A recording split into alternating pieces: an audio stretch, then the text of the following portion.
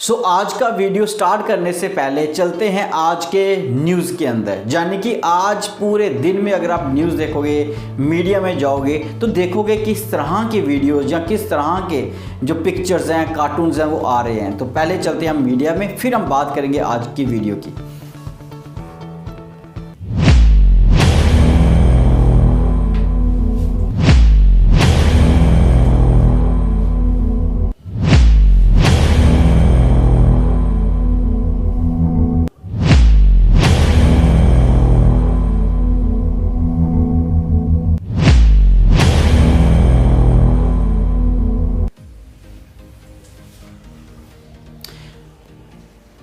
देखा आपने, तो आपने यहाँ पे किसी भी चैनल के अंदर, किसी भी न्यूज़पेपर में, किसी भी तरह के मीडिया में चले जाएं तो आज अगर न्यूज़ है तो वो सिर्फ एक न्यूज़ है और वो है हमारे वेरिएंट्स की, यानी कि अल्फ़ा, गामा, डेल्टा वेरिएंट्स। और अब एक नया वेरिएंट जो जाना जा रहा है ओमिक्रॉन से।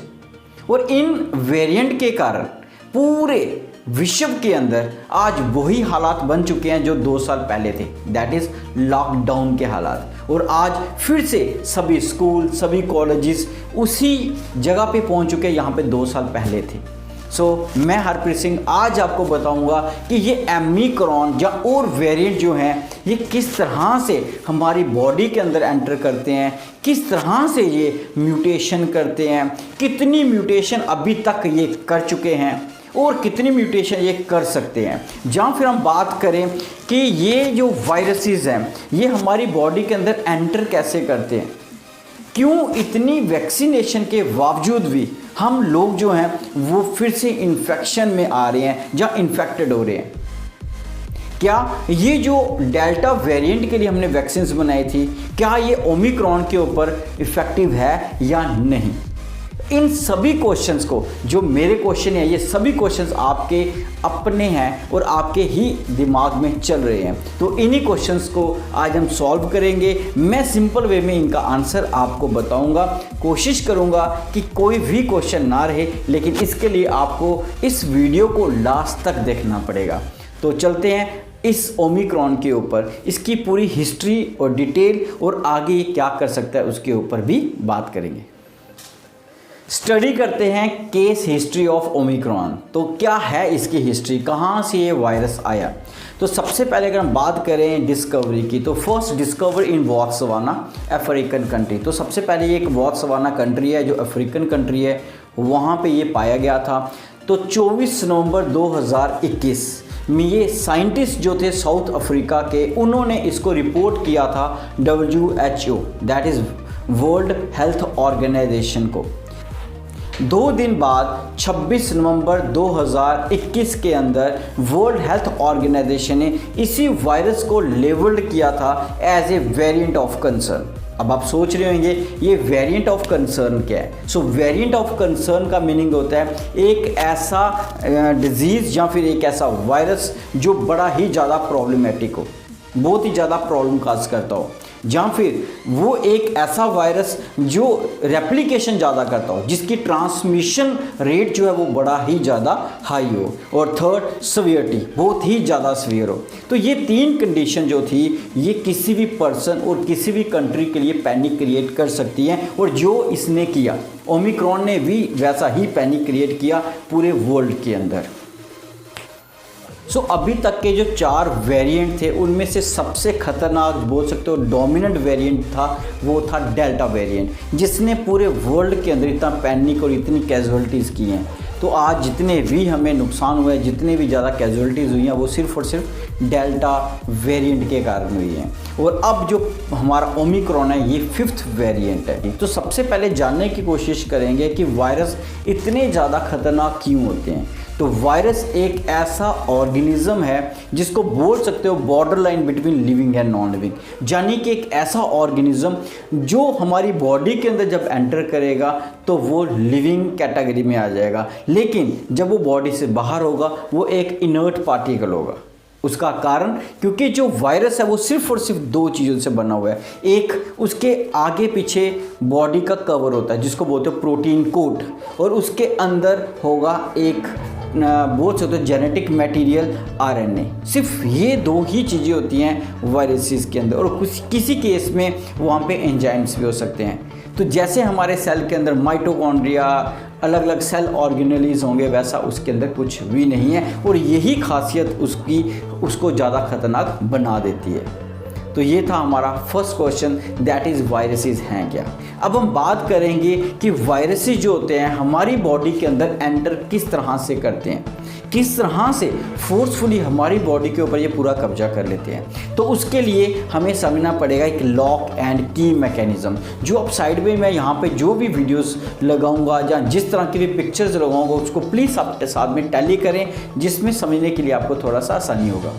तो अगर हम बात करें की और लॉक मैकेनिज़्म, यानी कि जब हमारी बॉडी के अंदर वायरस एंटर करता है, तो जैसे आप यहाँ पे देख रहे हो फोटो के अंदर, तो वायरस की सरफेस के ऊपर एक पर्टिकुलर आप प्रोटीन का कोट होता है, जिसको बोल सकते हो स्पाइक प्रोटीन्स।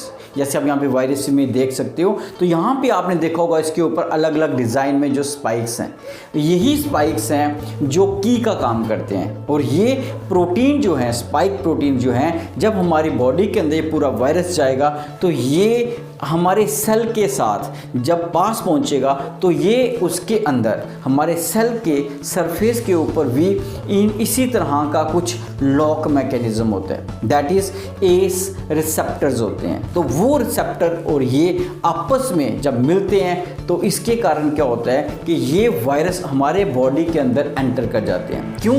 क्योंकि इन वायरसेस के अगेंस्ट हमारी बॉडी के अंदर किसी भी तरह का एंटीबॉडी नहीं होगा जो इनको रोक सके। इसलिए जब ये हमारी बॉडी के अंदर एंटर करते हैं, कौन? ये वायरसेस, तो ये हमारी बॉडी के अंदर जाके पूरे के पूरे सेल, पूरा DNA के ऊपर फोर्सफुली ये कब्जा कर लेते हैं और अपना ही प्रोटीन, अपना ही RNA रेप्लिकेट करना शुरू कर देंगे, जिसके कारण ये हमारे एक सेल के अंदर हज़ारों कॉपीज़ डुप्लीकेट करना शुरू कर देंगे, यानी कि अपने एग्जैक्ट कॉपीज़ बनाना शुरू कर देते हैं। और इस तरह से जब ये पूरे सेल के अंदर फोर्सफुली कब्जा कर लेते हैं, उसके बाद ये हमारी वॉल को रप्चर करके पूरे बॉडी के अंदर फैलना शुरू कर देते हैं। तो ये एक थे, जब निकलेंगे हज़ारों निकलते हैं। इस तरह से ये हमारी बॉडी के अंदर ट्रांसमिशन करेंगे, जहाँ इस तरह से हमारी बॉडी के अंदर ये रेप्लिकेशन करेंगे। अब बात आती है म्यूटेशन की, कि किस तरह से ये वायरस हमारी बॉडी के अंदर गया था तो ये म्यूटेशन करेगा।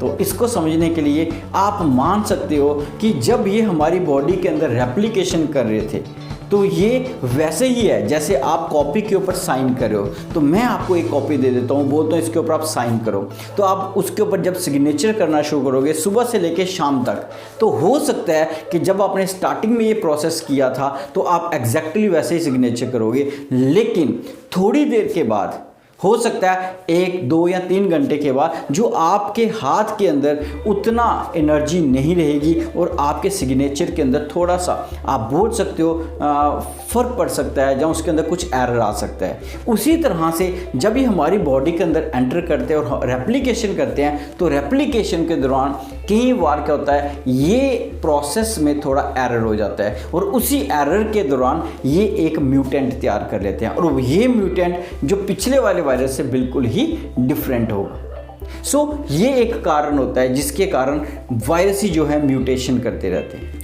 तो आपने देखा कि किस तरह से जो वायरसेस म्यूटेशन करते हैं, और इन्हीं म्यूटेशन के कारण जो वायरसेस हैं वो इतने खतरनाक हैं। तो अगर हम बात करें अल्फ़ा वेरिएंट की, जो पहले था उसने अभी तक 23 यानी कि 23 म्यूटेशन कर चुका है। अगर हम बात करें डेल्टा, जो मैंने बोला था सबसे ख़तरनाक था, उसने 17 वेरिएशंस या 17 म्यूटेशंस किए हैं। और अगर हम बात करें जो अभी चल रहा है ओमिक्रॉन, जिसको बोल रहे हैं जो बड़ा ही ज़्यादा ट्रांसमिशिबल है, बड़ी ज़्यादा जल्दी ट्रांसमिशन कर रहा है, उसने अभी तक 50 म्यूटेशंस कर चुका है। तो इसी कारण से ये जो ओमिक्रॉन है ये वेरिएंट ऑफ कंसर्न है, और ये इसलिए इतना ज़्यादा फैल रहा है। इसका जो रेट ऑफ ट्रांसमिशन है वो ज़्यादा है, क्योंकि इसके पास सेल को खोलने की चाबियाँ बहुत ज़्यादा है। तो अगर इसके पास चाबियाँ ज़्यादा होंगी तो नेचुरल सी बात है, अगर एक चाबी नहीं चलेगी तो दूसरी चल पड़ेगी। तो इसलिए ये ओमिक्रॉन जो है वो ज़्यादा म्यूटेशंस के कारण ज़्यादा ही स्प्रेड करता जा रहा है। इसलिए बड़े जल्दी, जो डेल्टा था वो इतने जल्दी स्प्रेड नहीं कर रहा था, लेकिन ओमिक्रॉन जो है वो बड़े ही तेज़ी के साथ ये स्प्रेड करता जा रहा है। अब हम बात करेंगे नेक्स्ट क्वेश्चन की, जो सबसे इम्पॉर्टेंट क्वेश्चन है वो ये है कि हमने जो डेल्टा वैक्सीन लिए हैं वो ओमिक्रॉन वेरिएंट के ऊपर इतनी असरदार क्यों नहीं। तो अगर हम बात करें यहाँ पे, अगर आप देखोगे साइड पे, तो प्लीज़ आप ध्यान से देखना इसमें, क्योंकि मैं आपको सिंपल वे में समझाने की कोशिश करूँगा कि मैंने बोला था कि हर एक जो वायरस है उसके पास क्या है, स्पाइक प्रोटीन्स, और ये स्पाइक प्रोटीन एक पर्टिकुलर शेप होगी इसकी। तो जैसे कि हमने डेल्टा की बात की, तो यहाँ से आप यहाँ पे देख सकते हो, मान लो कि डेल्टा के ऊपर ध्यान से देखोगे कि जो उसकी स्पाइक्स हैं, तो हमने या फिर जो साइंटिस्ट थे उन्होंने क्या किया, उसके अगेंस्ट एक ऐसी वैक्सीन तैयार की जो हमारे इम्यून सिस्टम को क्या करेगी, स्टिमुलेट करेगी, ताकि वो हमारे बॉडी के अंदर एक ऐसा एंटीबॉडीज बना सकें जो इस के ऊपर पूरा का पूरा सेट हो जाए। यानी कि ये आपका क्या था, एक वेरिएंट का स्पाइक, और हमने इसके अगेंस्ट एक लॉक बना दिया जो इसके ऊपर फिट हो जाएगा। क्यों? क्योंकि ये इसकी शेप ऐसी थी और एंटीबॉडी जो थे वो इस शेप के ऊपर एडजस्ट हो गए। तो अब ये हमारा वायरस जो था, जो भी वायरस अंदर आ रहा है, चाहे वो डेल्टा है चाहे अल्फा है, वो कभी हमारे सेल के अंदर नहीं जा पाएगा। क्यों? क्योंकि जिसके थ्रू उसने अंदर जाना था उसको हमने लॉक कर दिया। सो इस तरह से हमारी वैक्सीनेशन काम करती हैं। वैक्सीन खुद कुछ नहीं करेगी, वो हमारे इम्यून सिस्टम को स्टिमुलेट करती है for the production of antibodies, and these antibodies attach to the spike proteins of the viruses. अब बात आती है कि डेल्टा के अगेंस्ट तो हमने ऐसे बना दी, लेकिन अब मान लो कि इसी डेल्टा से म्यूटेशन करके एक नया वेरिएंट आ गया, और उसकी शेप कैसी, उसकी शेप ऐसी है। अब मान लो कि पहले शेप ऐसी थी और अब शेप ऐसी है, तो अब इस शेप के लिए तो हमने वैक्सीन नहीं बनाई, हमने तो कौन सी शेप के लिए बनाई थी, इस शेप के लिए। तो अब अगर ये इस शेप का है और हमारी बॉडी के अंदर जो वैक्सीन है वो इस शेप की है, तो वो इसके साथ एडजस्ट नहीं कर पाएगी। मीन्स कि जो स्पाइक प्रोटीन्स हैं उसका और हमारी एंटीबॉडीज जो तैयार हुई हैं उनका आपस में कोई भी तालमेल नहीं है, जिसके कारण ये हमारा जो ओमिक्रॉन था ये हमारे सेल को ओपन कर देगा और उसके अंदर फिर एंटर करेगा, और वहाँ पे जाके वो अपने आप को क्या करेगा, रेप्लिकेट करेगा। सो इस कारण जो डेल्टा की इन्फेक्शन थी या फिर जो डेल्टा की वैक्सीनेशन थी वो ओमिक्रॉन के ऊपर काम नहीं करी।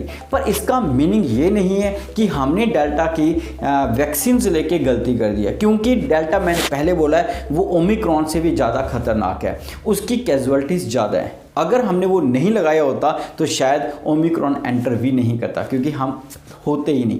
तो इसके कारण जो हमने अपने अंदर वैक्सीन ली है तो वो किसके लिए ली थी, डेल्टा के लिए। तो वो डेल्टा से लड़ रही है और किसी हद तक शायद वो इनको भी ठीक कर रही हो।